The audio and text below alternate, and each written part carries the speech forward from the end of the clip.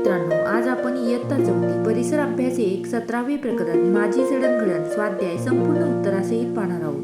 प्रश्न क्रमांक 1, रिकाम्या जागी योग्य शब्द लिहा। 1, आपल्याला चांगल्या सवयी लागाव्यात म्हणून आपली प्रेमाची माणसे धडपडत असतात। रिकामी जागा आहे चांगल्या।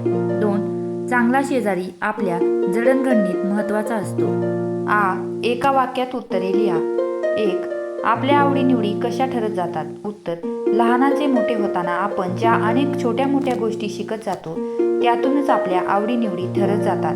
2, आपल्याला विविधतेची ओळख कशी होते?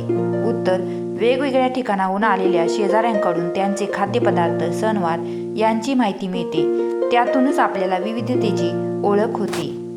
पुढील प्रश्न पाहण्या अगोदर तुम्ही जर आपल्या चॅनलवरती नवीन असाल तर चॅनलला सबस्क्राईब करायला विसरू नका। ओळखाव कोण?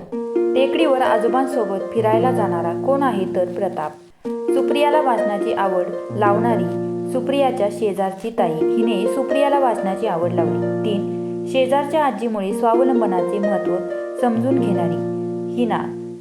अशा रीतीने विद्यार्थी मित्रांनो, आपला स्वाध्याय इथे संपला। धन्यवाद।